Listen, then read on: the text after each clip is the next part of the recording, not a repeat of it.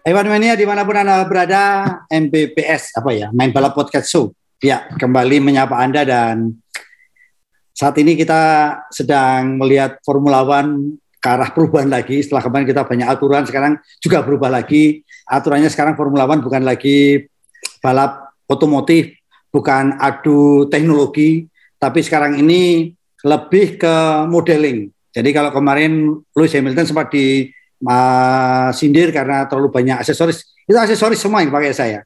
Itu kan banyak ya. Nah, tapi waktu itu dia juga berklaim bahwa yang dipakai itu adalah platina ya kan. Jadi kalau ada kebakaran itu aman katanya gitu. Tetapi ini kata-kata Lewis Hamilton ini yang membuat penjualan Mercedes turun karena dia ngomong, saya di Mercedes dan saya pembalap Mercedes, saya pakai platina. Padahal platina kan teknologi lama saya. Kalau nggak salah sekarang udah CDI ya. Mio aja CDI. Kalau mobil nggak tahu aku pakai apa itu. Nah, seperti itu kan. Makanya kan. Tapi di satu sisi dengan dia mengeluh mobilnya porpoising jadi mentul-mentul apa namanya bahasa anunya kan itu kan. Ya. Itu ternyata juga penjualannya malah bagus loh saat itu. Ternyata mobil yang mentul-mentul odong-odong itu ternyata lebih safety. Karena jualan mobil Mercedes bonusnya polisi tidur kan. Jadi sudah aman-aman gitu. Kembali ke modeling, Asa dulu sempat menyoroti Aston Martin, mobil yang paling gendut, seperti kalau di toilet itu adalah katanya tempatnya apa kita duduk di toilet seperti itu saking besarnya. Sekarang ini semuanya berlomba menjadi mobil yang kurus, semua dikurangi bebannya, semua dikurangi dilepas catnya, sampai botol minum ada yang dikurangi ya saya. Supaya jumlah air yang dibawa dikurangi. Nah, bayangkan hanya untuk berat badan. Hanya untuk berat supaya berat total mobil ini turun ya. Nah, jadi sekali lagi apa yang saya sampaikan tadi, Formula One sudah beralih dari olahraga menjadi modeling sekarang. Jadi sekarang udah body shaming, yang gendut-gendut diledekin. Jadi semua sekarang menguruskan badan semua, dikuruskan badannya. Nah, cuma yang sekarang jadi permasalahan Aston Martin masih bingung. Ini untuk menguruskan body badannya ini memakai ahli gizi untuk diet atau pakai calo, karena calo juga pinter loh calo itu. Kalau menguruskan sesuatu itu pinter. Jadi kalau menguruskan apa, pinter calo itu. Jadi mungkin Aston Martin akan minta tolong calo untuk menguruskan gitu kan. Tapi nggak tahu dia menguruskan apa. Baik, Ewan Mania, kita sebentar lagi akan di Barcelona dan selalu saya ingat kata-kata Asa, ini sirkuit laboratorium. Jadi kalau di sini Anda lulus, Anda kemana-mana juga lulus gitu kan. Nah, kita kembali bertanya kepada Asa dan saya tidak akan bosan-bosan untuk menanyakan ini. Kenapa Barcelona kembali jadi dengan peraturan yang sudah berubah, kenapa Barcelona masih menjadi acuan, Sa? Ya, ini saya pasang foto Barcelona. Sebenarnya setiap tahun Grand Prix Spanyol ini di Barcelona ini termasuk balapan yang paling ogah-ogahan ditunggu ya. Karena kalau melihat hasil uji coba, kan ini sirkuit selalu dipakai uji coba. Betul. Sehingga saat uji coba itu kelihatan peta kekuatannya seperti apa. Ya. Kemudian ketika balapan di sini, semua sudah hafal dengan sirkuit ini, semua sudah tahu setelan sirkuit ini, puluhan tahun nggak berubah praktis, hanya modifikasi kecil-kecil, sehingga sering sekali balapan di sini itu seperti parade. 1-2 satu tim, 3-4 satu tim, 5-6 satu tim, 7-8 satu tim, sehingga urutan normal tim itu terjadi di lomba. Nah, kebetulan tahun ini mungkin situasinya agak beda. Saya nggak yakin balapannya bakal seru, Mas Dewo. Nggak yakin. Karena sirkuit ini meskipun trek lurusnya panjang, punya banyak karakter, tapi jarang menyuguhkan salip-menyalip yang dramatis. Karena biasanya kalau sudah parade. Menangnya lewat pit stop atau beda strategi. Tahun lalu misalnya kan menang strategi siapa berani 2 stop atau 1 stop. Nah, untungnya tahun ini Barcelona akan jadi ujian baru untuk tim-tim tahun 2022. Jadi nanti mungkin kita akan lebih perhatian kepada apa yang dilakukan tim-tim ke Barcelona daripada mungkin balapannya sendiri. Ya tentunya kita berharap balapannya seru. Tapi yang lebih ditunggu adalah mobil-mobil ini akan berubah seperti apa. Ini kan sudah 5 lomba, tim-tim relatif tidak banyak berubah, Ferrari aja belum berani upgrade. Kalaupun Mercedes dan Red Bull upgrade itu sifatnya yang praktis, yang solusi cepat, bukan yang oke, kita mau bawa mobil ini kemana, sehingga mereka baru akan melakukan itu di Barcelona nanti. Jadi kenapa sirkuit ini bisa dijadikan alat ukur? Kalau kita lihat gambarnya ini, saya beralih ke peta sirkuitnya. dengan sirkuitnya. Jadi ada trek lurus yang sangat panjang, 1,2 kilometer. Jadi untuk ngetes top speed, ya mungkin bukan ultimate top speed, tapi power mesin dan aerodynamic drag, tahanan angin yang bisa menghalangi trek lurus, ada tempatnya. Kemudian sektor 1 yang praktis merah ini ya, ada lengkungan panjang warna merah ini untuk ngetes high speed corner. Jadi ini tikungan sangat cepat. Bahkan tahun lalu mungkin bisa flat ya, nggak ngelepas gas sama sekali bisa di sini. Nggak tahu tahun ini. Padahal menikung ya. Padahal meliuk, iya meliuk. Kemudian sektor 2 juga sama, ini relatif medium speed corner. Jadi tikungan yang setengah cepat seperti itu. Kecuali mungkin tikungan 9 ini. Tikungan 9 ini sekarang bisa diambil tanpa ngelepas gas sama sekali. Tahun lalu ya, tahun ini entah seperti apa. Jadi ada high speed corner di sektor 1, top speed dan high speed corner. Sektor 2 ini medium speed corner. Kemudian sektor 3 yang kuning ini low speed. Jadi tikungan Mickey Mouse-nya di sini semua gitu. Dulu kalau istilahnya Mickey Mouse itu kan ya, karena kayak jalan tikus. Jadi di sini pelan sekali. Waktu uji coba kalau kita lihat video-video awal tahun kemarin, di tikungan 14-15 ini mobil-mobil benar-benar menghindari curbingnya, Mas Yo. Kalau dulu kan berani menghajar pembatas lintasan, sekarang banyak menghindar karena mungkin takut bagian bawah mobilnya rusak ya. Nah, kita lihat nanti saat lomba seperti apa di tikungan 14-15 ini, bagian paling pelan.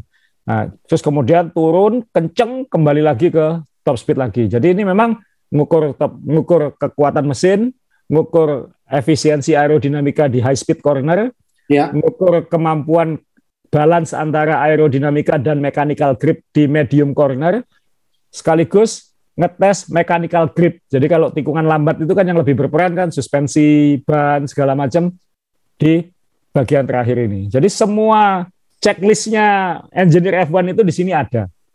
Nah itu yang bikin sirkuit ini jadi alat ukur. Jadi nanti apa yang kita lihat weekend ini, minggu besok, setelah minggu besok kita mungkin akan dapat gambaran yang lebih pasti. Oke, peta kekuatan tahun ini seperti apa, khususnya papan tengah yang cendol dawet itu. Jadi ini seperti kembali lagi diberi kesempatan untuk tes lagi ya mobil Formula One untuk sirkuit lainnya ya di sini ya. Ya, ini kali pertama tim-tim dapat kesempatan untuk konfirmasi, Mas Yo. Jadi apa yang terjadi di uji coba awal tahun dikonfirmasi di sini atau dikembangkan di sini. Jadi ada apple to apple-nya. Kalau sirkuit yang sudah dipakai 5 lomba kan tidak bisa dibandingkan dengan tahun lalu karena mobilnya sama sekali berbeda. Nah, ini sirkuit pertama di mana tim-tim bisa konfirmasi apa yang mereka dapatkan di uji coba pertama. Nah, ini seru banget. Seru banget di development-nya ya. Balapannya saya nggak pede bakal rame. Tapi saya baru tahu sekarang arti apple to apple, tadi Asa bilang apple to apple, Mas. Jadi saya baru tahu artinya. Saya bayangin kalau durian itu apa nggak kasihan tangannya gitu Asa. Gitu. Jadi di sini tim harus cerdas bagaimana mengkalkulasi cepat trek lurus, kemudian tikungan cepat, tikungan lambat. Ini memang harus benar-benar pintar-pintar dibagi ya. Kalau kita mau dapat semuanya ya. Atau bagaimana? Mobil harus balance. Jadi mobil yang balance dalam segala hal, dia yang selalu kuat. Dan makanya selama puluhan tahun biasanya mobil terbaik juara di sini. Biasanya. Dan itu dalam 8 tahun terakhir hampir selalu Mercedes lawan Mercedes kan. Kecuali mungkin tahun 2016 waktu Nico Rosberg dan Lewis Hamilton tabrakan di tikungan 2-3 ini. Dan waktu itu Verstappen menang pertama. Ya, Asa, memungkinkan nggak saya seperti kita lihat awal Valentino Rossi pindah ke Yamaha melawan Stoner di Ducati, jadi hanya bisa mengambil di tikungan-tikungan yang istilahnya teknikal. Kemudian kalau udah trek lurus udah kemakan Ducati. Di Miami kemarin kita juga lihat bagaimana Red Bull nempel terus Ferrari pada saat di trek lurus. Ini mungkin nggak strategi mengorbankan di sini, mengambil di sini itu mungkin nggak ya di sini saya. Kalau di Barcelona sulit Mas Yo, benar-benar harus pas tengah-tengah gitu, kira-kira.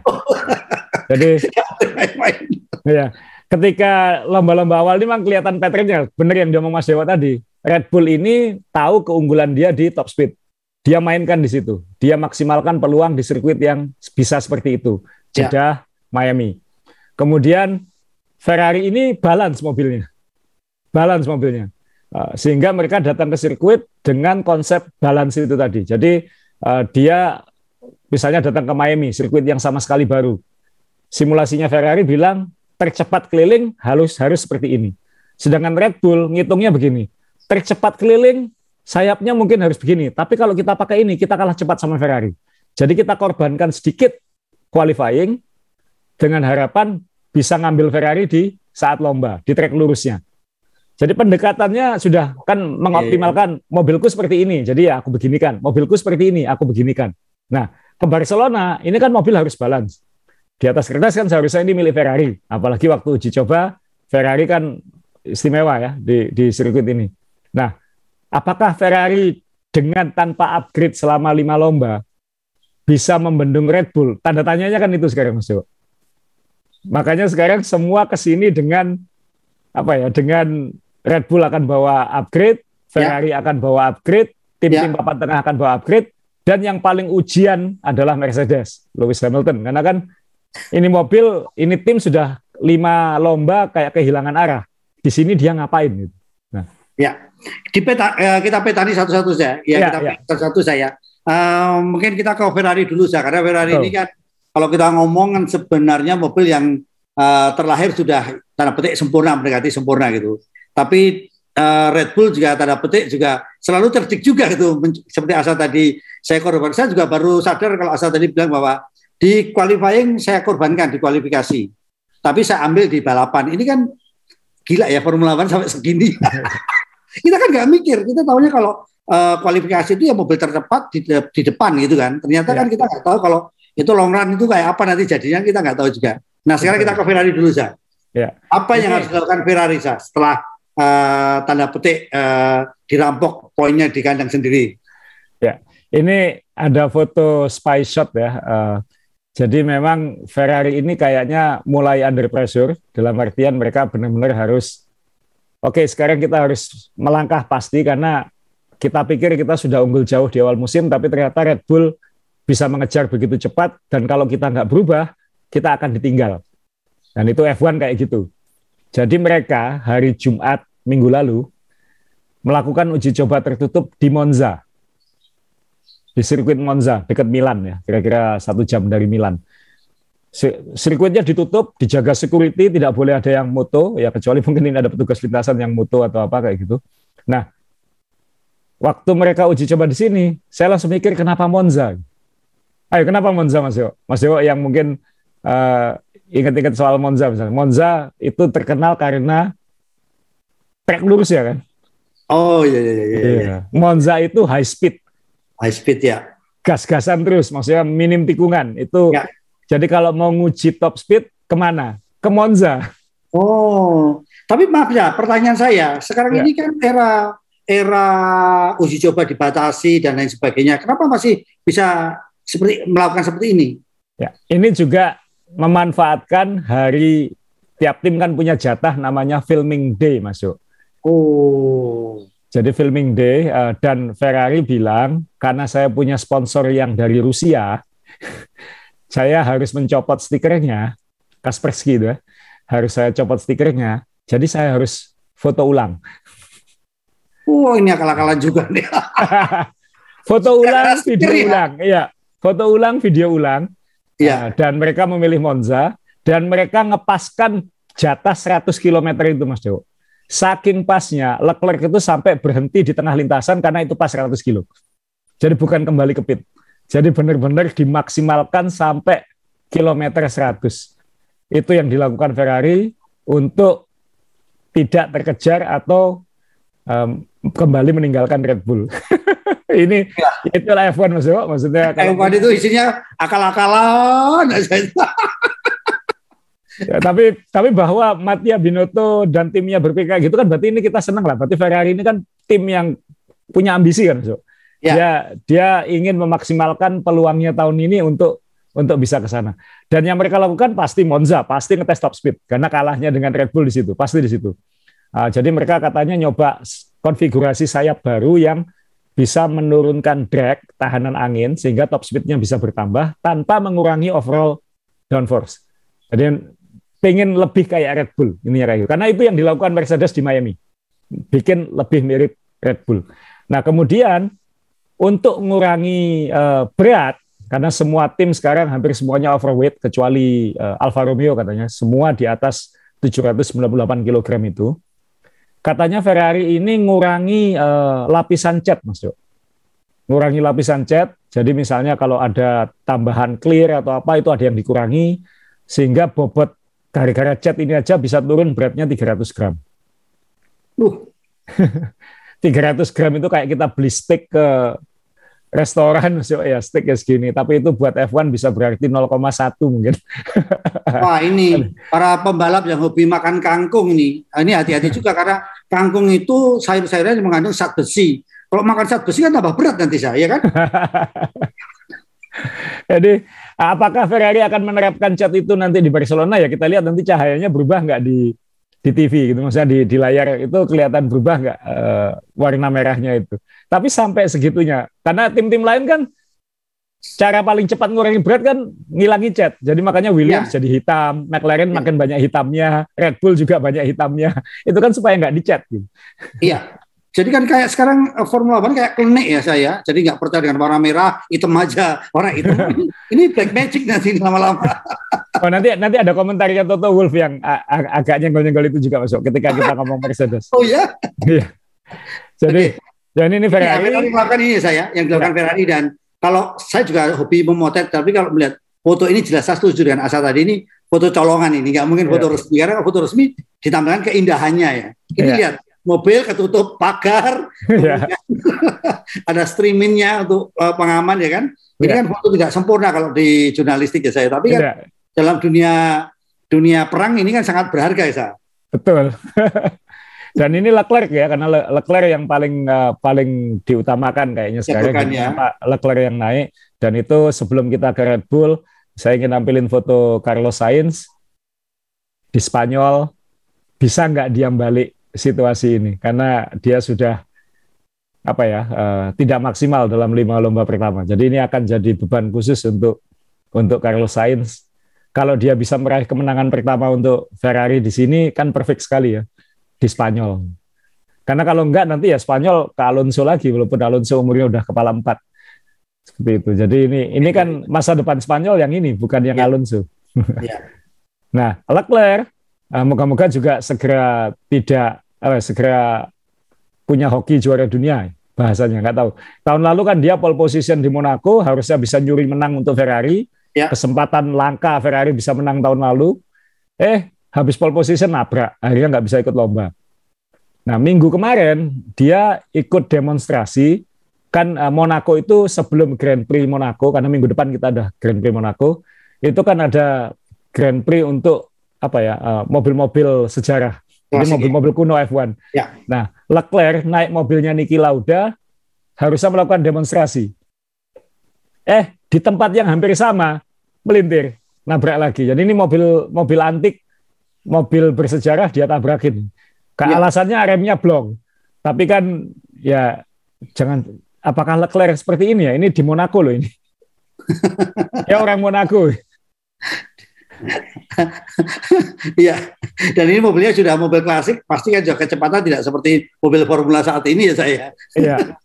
Nah ini apakah ini ada yang bilang ini pertanda nggak baik buat Leclerc, ini katanya mobil kuno aja kayak gini kata.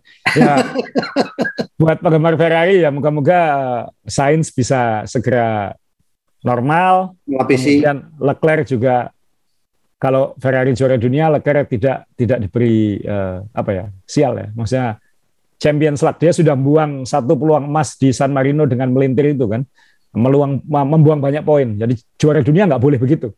Nah ini dia harus belajar banyak dari ini. Ya, jadi sementara ini Leclerc ini memang kalau kita lihat hobinya adalah menikung di trek lurus, ya kan sulit gitu kan. Menikung di trek lurus itu, ini kan juga sulit ini. Juara dunia tidak boleh menikung di trek lurus, ya kan? Ya. Ini yang harus membuang-buang tadi. Optimis nggak saya dengan Ferrari menyadari, karena kalau kita ngomong bibit, bebet, bobot sudah dikurangi. Bibit ini kan awalnya dia sudah menciptakan mobil yang menurut saya luar biasa Ferrari gitu tahun ini gitu. Seharusnya iya, kalau normal-normalan aja, seharusnya kalau mengikuti hasil uji coba awal tahun, ya harusnya Ferrari di depan. Harusnya. Kalaupun Red Bull punya keunggulan top speed, sirkuit ini tidak cukup memberi tempat ya untuk Red Bull bermain-main dengan Ferrari, tanda kutip. Karena tikungan terakhirnya keluar itu kan harus sangat efisien mobilnya. Jadi mobil Ferrari mungkin di tikungan lambat itu sangat cepat, di bagian terakhir Barcelona, sehingga keluar dari tikungan terakhirnya mungkin punya gap dari Red Bull kalau memang harus bertarung, sehingga mungkin Red Bull tidak bisa dengan mudah ngambil di tikungan pertama, dan tikungan pertamanya juga tidak terlalu mudah untuk nyalip juga gitu. Jadi harusnya Ferrari tinggal ini lihat Red Bull-nya ngapain ini. Ya, Red Bull ini saya potong dulu, saya tertarik, saya ini juga strategi ya. Jadi karena mobilnya Ferrari seimbang, waktu di tikungan lambat dia lebih cepat daripada Red Bull, sehingga dia punya gap untuk lari di trek lurus. Ya. Ya, padahal sekarang ini sedang mengembangkan mesin untuk menguatkan trek lurusnya ya di Monza ini ya. Mengembangkan aerodinamika yang memperkuat di trek lurusnya ya. Trek lurusnya gitu ya. Oke, jadi ini kalkulasi lagi nanti kita lihat ya di balapan besok ya. Ya, jadi apakah kekuatan Ferrari di tikungan itu masih terjaga, dan apakah settingan aerodinamika barunya yang seharusnya membantu trek lurus itu bisa menolong. Itu babak latihan kita sudah akan bisa lihat. Nah, sekarang kan tinggal Red Bull-nya ngapain berarti. Nah, ini Red Bull ini gini. Saya dapat informasi Red Bull juga akan melakukan trik membuat film, karena katanya stikernya sapi ini membebani itu. Dua sapi kanan kiri kan membebani, tapi setelah dicek oleh FIA, enggak, sapimu itu sudah sapi sport itu. Kenapa? Posisinya adalah aerodinamika, jadi kepalanya menunduk. Coba kalau kepalanya ke atas, itu pasti nabrak angin katanya. Ya udah, dia gagal ya. Nah, apa yang dilakukan Red Bull, Sa? Kuda jingkrak kan nabrak angin, Mas Yo ya. Kalau Red Bull kan gini ya. Ya benar. Makanya kalah ya. Kalah. Nah, Red Bull ngapain, Sa, sekarang, Sa? Ini dia, Red Bull tidak banyak bicara. Ada yang bilang kan Red Bull dalam 5 lomba terakhir sudah tanda kutip banyak progres. Jangan-jangan mereka sudah keluar banyak uang untuk improve mobilnya. Nah, nanti jangan-jangan Red Bull akan terbentur cost cap, karena kan tiap tim sekarang dibatasi 140 juta dolar itu. Ya. Tapi jawabannya Red Bull, jawabannya Helmut Marko ya, ini kayak seniornya Red Bull, bilang enggak, kita masih normal, kita masih normal. Dan kalaupun ada kenaikan ongkos, itu semua mengalami yang sama, karena ini habis pandemi, jadi yang paling mahal sekarang adalah ongkos logistik. Oh. Ya kan sekarang ongkos pengiriman semua mahal, pengusaha-pengusaha logistik atau pengusaha yang mengandalkan banyak logistik pasti tahu ini, kos tinggi sekali sekarang untuk pengiriman barang, perpindahan barang dan lain-lain. Nah, jadi itu tidak ada kaitannya dengan development mobil. Nah, kalau progresnya Red Bull apa? Ya simple, semua pasti sama. Dan Red Bull dari awal tahun fokus utamanya satu, Mas Dewo, bikin mobilnya lebih enteng. Karena mobil dia termasuk yang paling berat katanya. Termasuk yang paling berat, lebih berat dari Ferrari, lebih berat dari Mercedes mungkin. Nah, mereka bagaimana caranya diet itu. Jadi misalnya komponen pengganti itu konstruksinya dibuat lebih ringan daripada yang lama. Misalnya sayap depan waktunya ganti meskipun desainnya sama, tapi mungkin dibuat sedikit lebih ringan. Intinya mencari gram itu di mana-mana. Itu yang dilakukan oleh Red Bull. Untuk aerodinamikanya dan lain-lain, saya kira mereka sudah pede di jalan yang benar ya kan, trek lurusnya kenceng, tinggal bagaimana mengoptimalkan aero balance, jadi overall balance itu supaya bisa bersaing dengan Ferrari nanti kalau udah ke sirkuit-sirkuit yang kayak Monaco, Barcelona ini termasuk. Kemudian Red Bull ini juga dia tidak kan mobilnya dia ini termasuk kalau kita lihat 5 lomba pertama sangat baik dalam manajemen ban. Berarti kan sekali lagi ini sudah efisien sebenarnya. Efisien ya. Sehingga dia bannya bisa lebih irit daripada Ferrari. Nah, jangan sampai perubahan-perubahan itu mengganggu karakter positif mobil ini. Yang sulit kan itu, Mas Yo. Betul.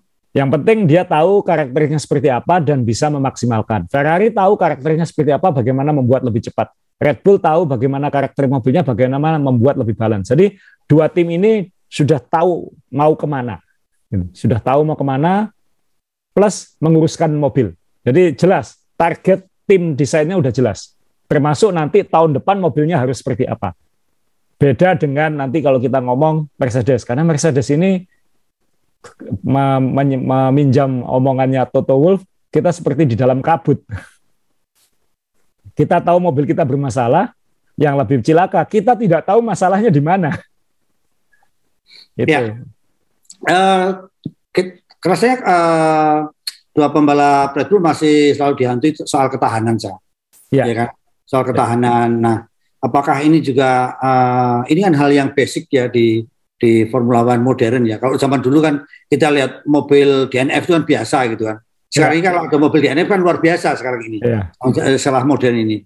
Nah, kira-kira apakah saya yakin bahwa mesin sudah nggak dioprek-oprek lagi, sudah aman, atau mungkin juga sebab PR-nya juga ada di power unitnya gitu. Ya, ini tugasnya para engineer Honda ya untuk memastikan tidak ada masalah lagi. Sejauh ini kayaknya nggak ada masalah, karena masalah-masalah di awal musim itu kayaknya terisolasi semua, tahu mereka masalahnya apa, dan bukan problem fundamental besar. Jadi komponen-komponen kecil, dan kadang-kadang komponen yang bukan mereka yang buat, tapi komponen yang semua tim sama. Nah, ini yang mereka mungkin bisa lebih tenang dalam hal itu. Tapi kita harus menunggu soal mesin ini, Mas Dewo. Kita nggak ngelihatnya sekarang. Kita ngelihatnya nanti mungkin 5 lomba terakhir. Karena ketika tim-tim ini sudah mulai jatah mesinnya harus ganti ya. Bahkan mungkin 8 lomba terakhir mungkin. Setelah lomba ke-15 nanti mungkin siapa tahu nanti tiba-tiba Ferrari yang harus ganti mesin terus. Ternyata bukan Red Bull, kan kita nggak tahu. Ferrari kelihatannya fine-fine aja sekarang. Nah, karena kan baru 5 lomba. Nanti setelah 15 lomba jangan-jangan mereka yang habis duluan mesinnya. Kan kita nggak tahu. Jadi ya yang lebih khawatir Red Bull, tapi sampai sekarang kita nggak boleh ngomong mana yang berbahaya, karena ketahanan ini nanti ada kaitannya sama pemakaian mesin sampai akhir musim. Ya. Menarik ya omongan Asa tadi yang mengambil dari Helmut Marko tadi, yang ini semua problemnya sama soal logistik yang paling mahal itu. Jadi kesimpulannya mobil dikuruskan itu, satu untuk menambah kecepatan, kedua untuk meringankan beban biaya ongkos ngirim dari sirkuit ke sirkuit lain. Jadi kalau ngomong Helmut Marko saya simpulkan seperti itu tadi. Oke, kalau turun 1 kilo per mobil, 2 kilo kan lumayan Mas, kan segini. Lah ya, menguruskan bukan untuk kecepatan tapi untuk meringankan beban biaya logistik. Ini rasanya kita tidak afdal kalau tidak ngomongin Mercedes, karena ini tim ini memang kita harapkan benar tahun ini harus bisa tampil. Kemudian kayak di MotoGP kan pemenang sudah gonta-ganti itu kan seru juga kan. Jadi poin itu rasanya kok nempel terus. Ya kan, nggak ada yang kayak tahun lalu kita 5 balapan bisa menang terus itu. Ini kan tahun ini kan juga kalau 3 mobil ganti-ganti kan menarik. Ini apa yang akan dilakukan Mercedes kalau Asa dengar-dengar atau Asa baca-baca, kira-kira ngapain Mercedes? Mercedes ini kalau misalnya tahun ini gagal menang Mas Yo, itu kayaknya juga nggak baik buat F1 karena terlalu drastis ya, dari dominan lalu tahun lalu kalah kontroversi, kemudian tahun ini tiba-tiba hilang. Itu kan nggak baik ya. Kayak ya mohon maaf yang terjadi di MotoGP, Honda begitu dominan, tiba-tiba Marquez cedera, lalu tiba-tiba jadi non-faktor. Itu ada story yang missing, ada cerita yang hilang. Itu nggak baik. Nah, saya yakin Mercedes pasti bisa rebound. Mungkin untuk perebutan juara dunia mungkin sudah berat. Tapi kalau mereka bisa mencuri banyak menang, itu pasti akan baik, bukan hanya untuk tahun ini, tapi juga modal untuk tahun depan. Karena kalau tahun ini sampai akhir musim mereka itu masih di dalam kabut, mobil konsep mereka tahun depan belum tentu klik juga Mas Yo. Di F1 kan kayak momentum. Begitu dia dapat momentum, dia 2-3 tahun oke gitu. Kalau begitu lepas momentum, kayak bingung lagi mau ngapain gitu. Nah ini masalahnya Mercedes kan seperti itu. Kalau ngutip omongannya Toto Wolff kan seperti itu. Kita ini seperti tidak tahu mau kemana. Saat di Miami dikira sudah di jalan yang benar kan. Wah, waktu babak latihan cepat. Ketika kualifikasi sama lomba di laut lagi gitu. Jadi mereka bingung loh, ini kenapa gitu. Padahal kita kayaknya tahu mau ngapain, kok hasilnya beda. Jadi antara ini saya paraphrasing omongannya Toto Wolff ya. Jadi omongan pembalap dengan data di layar itu bisa nggak sinkron.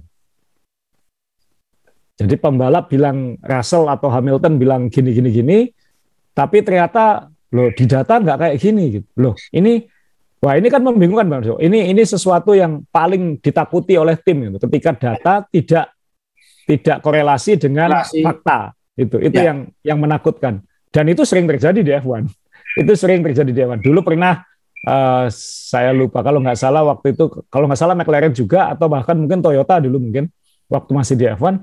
Jadi ternyata kalibrasinya terowongan angin itu nggak pas. Sehingga semua data yang dipakai selama menghabiskan jutaan dolar dan lain-lain itu tidak sama dengan yang dilintaskan. Nah, kalau itu sampai terjadi kan alangkah mengerikannya. Omongan pembalap maunya gini, engineer bilang enggak, ini kayak gini, wah nggak ketemu. Dan itu nanti malah kedepannya malah bisa bisa nggak sinkron antara kemauan pembalap dan arah tujuan tim. Nah, yang dikhawatirkan seperti itu. Tapi Toto Wolff sekarang masih bilang kalau mau nyenggol omongannya Mas Dewo tadi, ini physics bukan mystics katanya. Ini masih ilmu fisika, bukan ilmu gaib. Jadi kita masih bisa membicarakan ini, kita masih bisa membuat ini lebih baik lagi. Jadi tidak seharusnya bisa. Kalau orang memakai kemampuan otaknya dengan data, banyak orang pintar di sini seharusnya bisa. Ini saya mengutip lagi omongannya Russell, Mas Dewo. Ya, silakan Cak. Omongannya Russell ini lebih ini saya harus jujur katanya. Kita punya insinyur terpintar kerja siang malam untuk memahami apa yang terjadi. Dan kita masih belum tahu jawabannya apa. Dia bilang seperti. Jadi ini kan mirip dengan omongannya Toto Wolff itu. Jadi kita akan terus harus menganalisa ini. Dan ini Russell ngomong tentang Barcelona. Dia bilang weekend ini mungkin akan menjadi salah satu weekend paling penting. Karena kalau di Barcelona ini dia tidak menemukan solusi, ya, bukannya mendekat ke Ferrari, Red Bull, tapi makin tergabung di cendol dawet, ya mungkin tahun ini Mercedes harus segera bikin timeline kapan kita fokus ke tahun depan. Mungkin, karena itu biasanya sudah harus dilakukan keputusan untuk mobil tahun depan, itu sudah harus dibuat bulan Agustus. Ya. Agustus sudah harus budgeting segala macam itu sudah harus jalan. Agustus ya saya. Ya. Sekarang saya juga mohon maaf kalau teman-teman waktu kita ngobrol sama Asa terus terganggu ada suara burung. Saya mohon maaf. Saya juga lupa tadi mengeluarkan. Istri saya juga sudah menanyakan ke saya, kamu itu kok pelihara burung?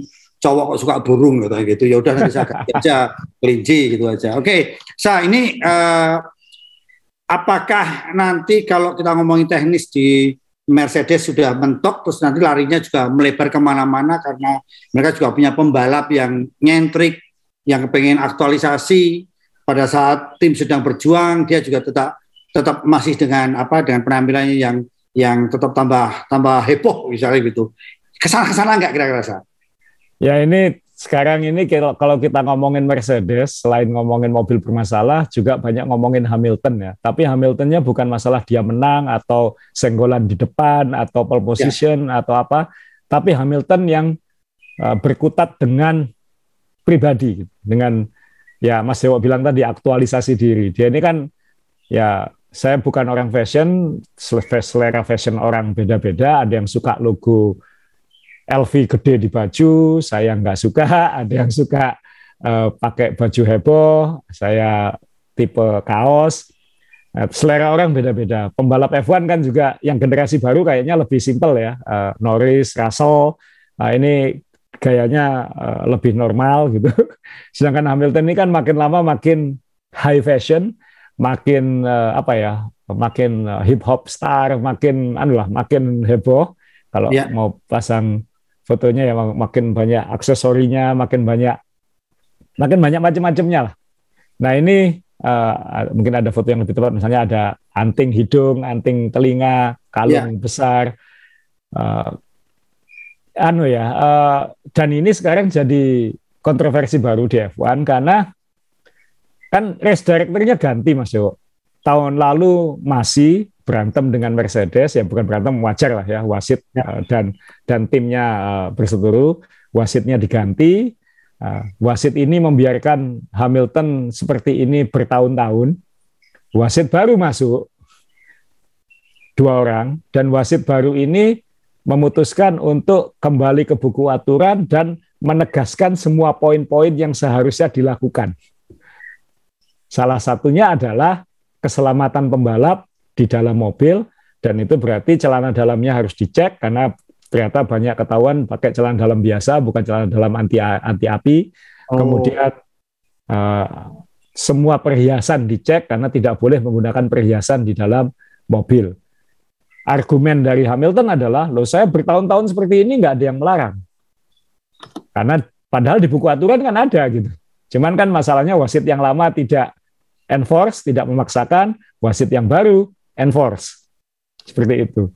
Nah kemudian Hamilton di Miami kemarin mulai ada komunikasi agak panas, dan memang oleh wasit, oleh race director dibilang, kamu dikasih 2 lomba untuk melepas itu semua. Karena alasan yang dipakai di Miami adalah tindik yang di hidung ini tidak bisa dilepas dengan mudah. Ini harus lewat operasi kecil, kan kayak gitu.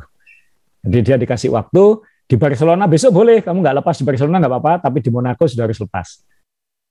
Kalau kamu tidak menuruti, ya ada 2 kemungkinan, denda besar sekali atau tidak boleh turun ke lintasan.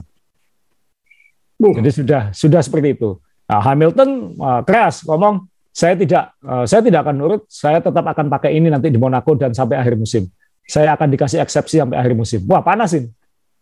Jadi nanti jangan-jangan kalau performa Mercedes tidak improve, Hamilton akan lebih banyak ngomongin soal perhiasannya daripada performanya di lintasan, dan itu entah ya Mas Dewa, maksudnya saya suka F1 karena balapannya, bukan karena hal beginian, karena ya human story sih, tapi bukan human interest yang seperti ini gitu. Karena ya mohon maaf, Lewis Hamilton dalam hal ini di F1 juga minoritas ya, selain dia juga kulit hitam pertama, tapi dia juga minoritas dalam hal dan seperti ini gitu.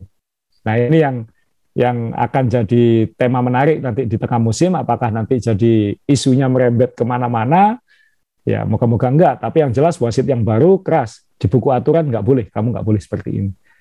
Nah ini Hamilton usianya udah 37 ya tahun ini.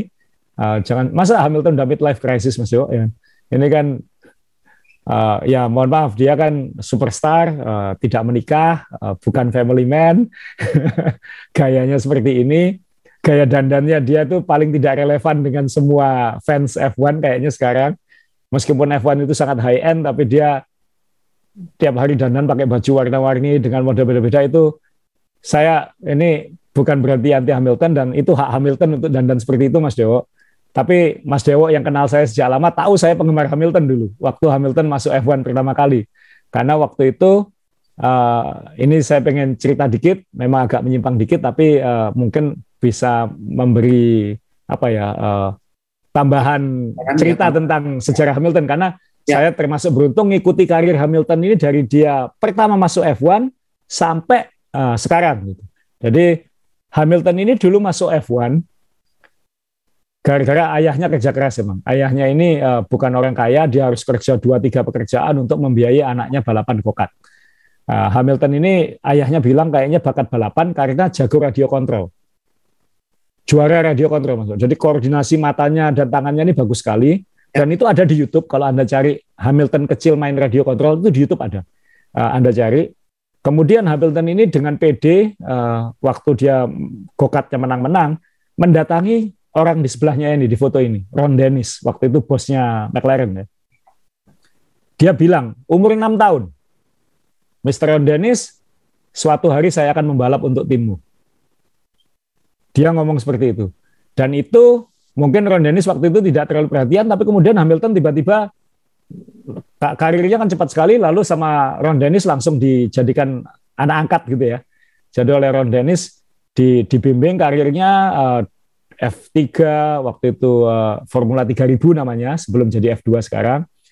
Itu semua di bawah binaannya Ron Dennis. Dan Hamilton kemudian jadi juara dunia semua. Ya ini memang bapaknya dia gitu. Ron Dennis ini bapaknya dia. Dan selama bersama Ron Dennis ini dia ya pasti sering dimarahin, diingetin segala macam. Karena ini memang Ron Dennis ini memang anaknya gitu. Ron Dennis memang bapaknya, memang kayak bapak dan anak hubungan dua ini. Ron Dennis ya. Nah, ini ya, Sa. Ya. Betul, ini foto ya, foto waktu itu ya. Sudah ada tanda tangannya. Mahal itu Mas Yo. Jadi si Hamilton ini jadi juara dunia bersama Ron Dennis. Kemudian Ron Dennis ini marah luar biasa waktu si Martin Whitmars, pengganti Ron Dennis di McLaren, membiarkan Lewis Hamilton pindah ke Mercedes tahun 2013 itu, akhir 2013. Tapi waktu itu saya baca, dan omongan di sekitar juga di media center adalah Lewis Hamilton ini pengen keluar dari McLaren bukan karena tidak yakin dengan performa McLaren waktu itu, karena waktu itu kan undi-undi ya, Mercedes waktu itu kan belum take off, karena dia ingin lebih bebas. Jadi Lewis Hamilton ini meninggalkan McLaren karena dia ingin lebih tidak dikontrol, dia pengen aktualisasi dirinya lebih karena dia tertarik dunia entertainment, dia tertarik dunia selebriti seperti itu. Dan kalau di McLaren selama ada Ron Dennis, dia akan sulit seperti itu. Ron Dennis ini orangnya obsessive compulsive disorder, Mas, OCD. Jadi semua itu harus rapi, harus seperti ini. Lemari bajunya itu urut berdasarkan gradasi warna. Ini orang yang sangat rapi, sangat OCD, dan Hamilton harus klimis, harus benar-benar tampilan itu harus diperhatikan sesuai keinginannya dia. Betul. Ada pemaksaan tanda petik ya, karena ini kan di atasnya perfeksionis kan. Iya, di atasnya perfeksionis, betul. Iya kan. Nah, kalau kita lihat Hamilton selama di McLaren sangat klimis, sangat rapi, nggak ada anting, nggak ada apa-apa, karena Ron Dennis tidak akan membiarkan pembalapnya seperti itu. Kemudian Hamilton pindah ke Mercedes, lebih diberi kebebasan, dan sejak di Mercedes, Lewis Hamilton mulai pakai kalung, mulai dandan lebih beda, dan berlanjut menjadi Hamilton yang kita tahu sekarang ini. Ya, jadi Hamilton yang suka mudik Lebaran ini. Jadi pulang dapat kalung regal, banyak kalung regalnya sekarang. Nah ini sekali lagi maaf menyimpang soal cerita tentang Hamilton dan perkembangan dirinya, tapi ini saya khawatirkan ini akan jadi omongan besar mungkin dalam beberapa minggu ke depan. Iya, kalau lihat Mercedes sedang berat atau sedang berjuang, kemudian Mercedes juga mestinya dipakai beberapa tim. Kira-kira yang akan menjadi Grace ini siapa sih? Jadi kita lihat Ducati seperti itu, yang menang malah Grace ini gitu kan. Kalau di Mercedes, Grace ini siapa? Apakah McLaren mampu? Itu pertanyaan yang sangat berat karena mesin Mercedes tentunya tidak seperkasa tahun lalu. Yang jelas yang paling punya kans terbesar menang ya masih Mercedes sendiri. Jadi mobil ini apapun spektakuler di size zero ya, maksudnya tanpa sidepod. Dan mereka sekarang mengevaluasi juga apakah akan kembali pakai sidepod atau tidak. Nanti kita akan lihat nanti di Barcelona mobil ini akan berevolusi seperti apa lagi, karena ini salah satu mobil yang paling eye catching waktu uji coba, eye catching waktu start musim, dan sekarang ditunggu lagi mau diapakan lagi. Jangan-jangan butuh sidepod untuk mengimbangi aerodinamikanya misalnya. Tetap yang paling punya kans besar menang adalah Mercedes sendiri. McLaren tidak seperti tahun lalu. McLaren tidak tahun lalu itu McLaren di awal musim kita sempat bikin kan Mas Yo, tebak-tebakan kan. McLaren bakal menang di mana? Karena dia punya kekuatan di trek lurus, di sirkuit cepat, dan dia akan memaksimalkan peluang di sirkuit cepat. Benar, dia menangnya di Monza. Seperti itu. Nah, tahun ini McLaren tidak punya karakter khusus, Mas Yo. Ini mobil tanggung dalam segala hal sekarang. Kayak Ferrari, tapi lebih pelan. Nah, seharusnya di Barcelona, McLaren bisa lebih ke depan ya. Tapi apakah cukup untuk mengganggu dua di depan? Kayaknya enggak. Apakah cukup untuk lebih cepat dari Mercedes? Ada kemungkinan ya. Tapi tidak seperti tahun lalu. Itu McLaren. Aston Martin. Wah ini katanya di Barcelona Aston Martin akan mendatangkan mobil yang separuh baru kan. Separuh baru. Jadi kita lihat mungkin sudah bukan toilet Toto kalau dilihat dari atas mungkin nanti. Mungkin jadi American Standard mungkin, kita nggak tahu nanti jadi. Ini kalau nggak tukang nggak tahu nih kalau nggak populer. Ya. Jadi itu ya saya yang terjadi nanti kita lihat tim-tim mana. Tapi kalau di kelompok Cendol Dawet selain Aston Martin, siapa yang nanti menurut Asa akan membawa banyak perubahan Sa? Kalau melihat dari background kekayaan tim dan lain sebagainya. Kalau udah gini kan nggak ngomong kekayaan tim ya. Mungkin karena waktu uji coba pertama itu Alpine masih berantakan. Ya. Kemudian Alfa Romeo masih berantakan. Sehingga tidak bisa dipegang kalau mereka bisa baik di sini. Ya kalau di Cendol Dawet dan saya memasukkan McLaren di Cendol Dawet sekarang, mungkin McLaren lah ya yang seharusnya di depan. Williams, ya entahlah, Williams ini progres baik tapi lebih karena oportunis pembalapnya dan timnya dalam strategi lomba, bukan dalam kecepatan yang sesungguhnya. Ya, betul. Jadi seharusnya mungkin McLaren, Alpine, Alfa Romeo, karena Alfa Romeo luar biasa ya di beberapa lomba ini. Siapa tahu dia bisa nyodok ke depan. Sekali lagi, papan tengahnya memang Cendol Dawet. Jadi Alfa Tauri juga kita nggak tahu ya saya. Alfa Tauri kita nggak tahu seperti apa. Ini papan tengah yang kita main kartu, tinggal diucut aja, tinggal dikocok aja. Ini siapa yang lolos duluan. Ya, kalau Haas bisa dikatakan sebenarnya Haas ini juga rugi ya, tidak bisa memanfaatkan 5 balapan ini dengan maksimal kedua pembalapnya karena mumpung yang lain lagi berjuang, dia sudah punya mobil ya yang maksimal bagi dia gitu kan. Ini kan menurut saya kan banyak sekali yang terbuang itu saya. Kayak pengalaman terakhir Mick kehilangan 1 poin itu kan, atau itu kan hal yang tidak perlu dilakukan oleh tim-tim yang tim-tim seperti Haas gitu kan saya. Ya tinggal ngelihat gelasnya setengah penuh atau setengah kosong kan Mas. Kalau dibilang seperti itu ya memang sayang, dia harusnya bisa jauh lebih banyak poin lagi. Betul. Apalagi Mick Schumacher harusnya udah dapat poin sekarang. Iya.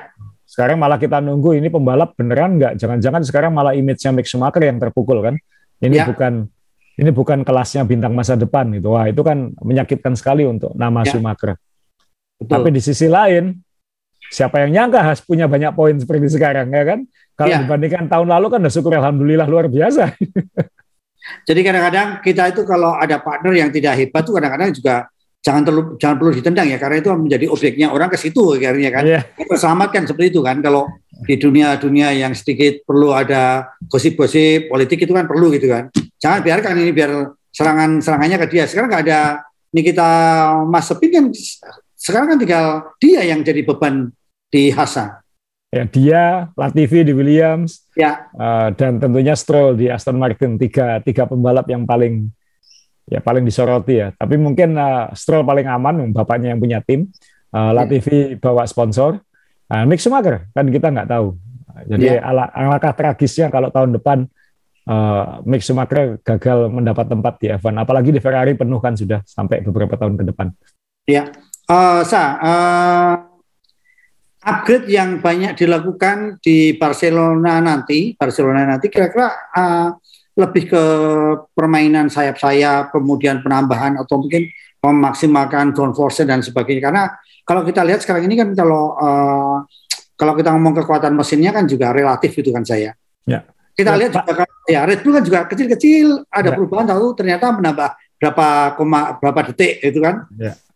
Ya pasti aerodinamika kalau di Barcelona Mas Joko, karena ini ya tadi tikungan cepat, tikungan medium, tikungan lambat, trek lurus. Jadi semua checklist aerodinamika ada di sini. Jadi sayap belakang aja nggak cukup, harus balas dengan sayap depan.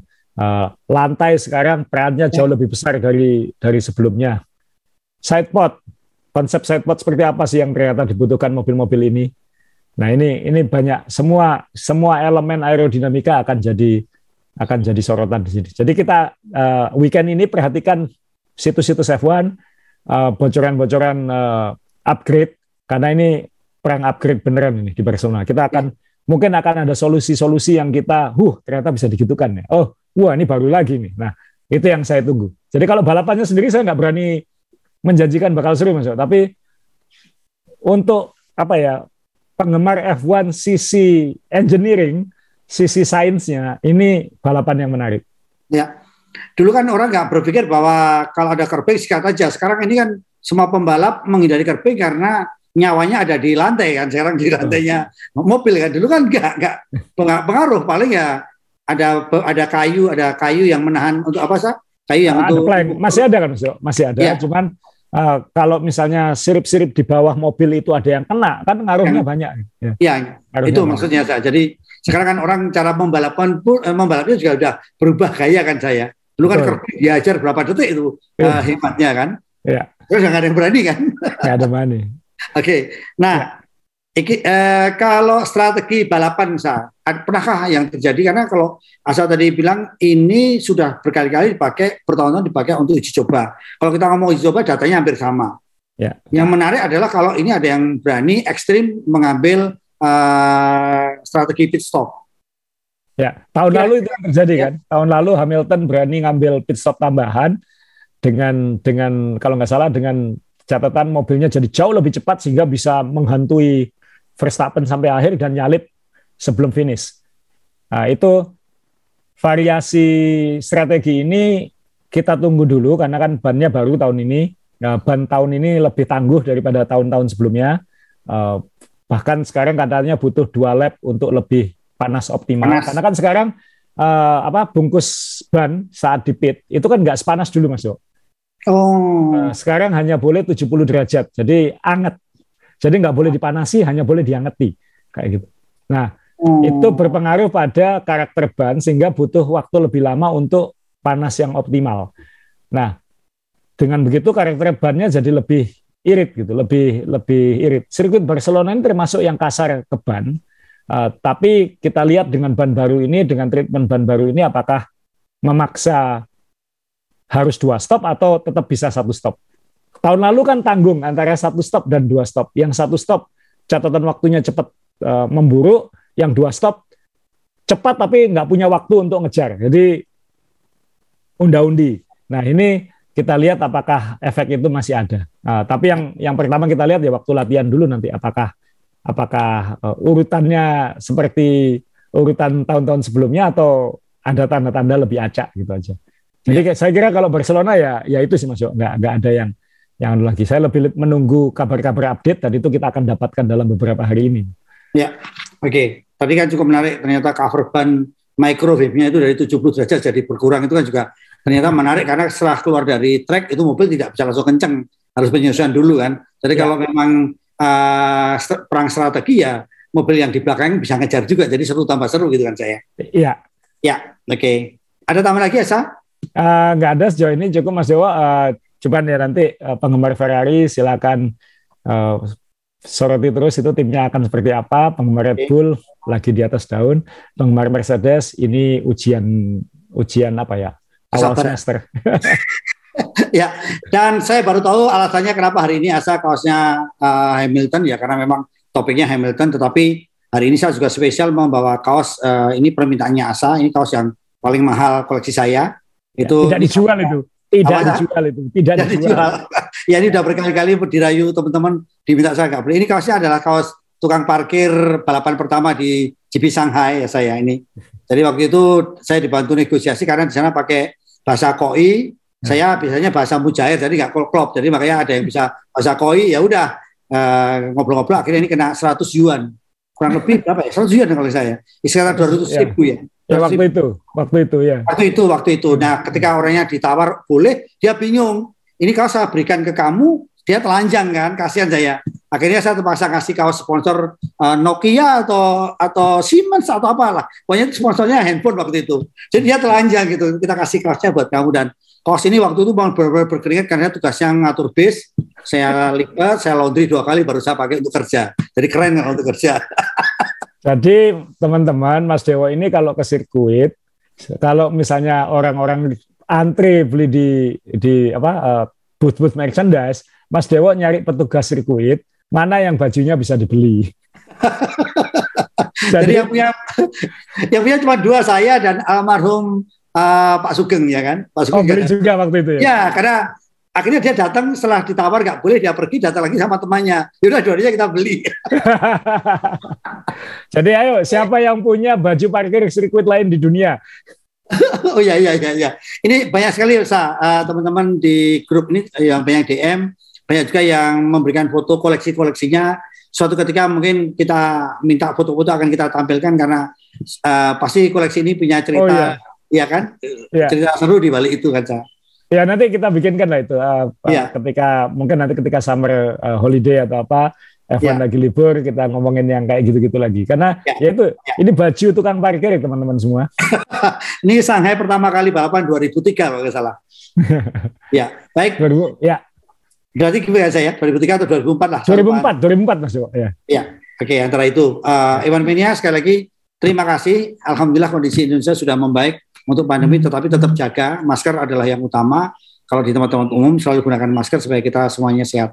Asa terima kasih, teman-teman yang ada di belakang Asa terima kasih. Evan Mania jaga kesehatan, sampai jumpa lagi. Pantengin terus dan silakan kalau mau diskusi, mau adu debat, silakan di kolom kita. Tetapi tetap kita menjaga kebersamaan, kekeluargaan, bagaimana etika jurnalistik dalam membuat atau menjawab pertanyaan atau mengcounter pernyataan teman yang lain. Sekali lagi terima kasih. Salam sehat dari kami. Ya. Terima kasih.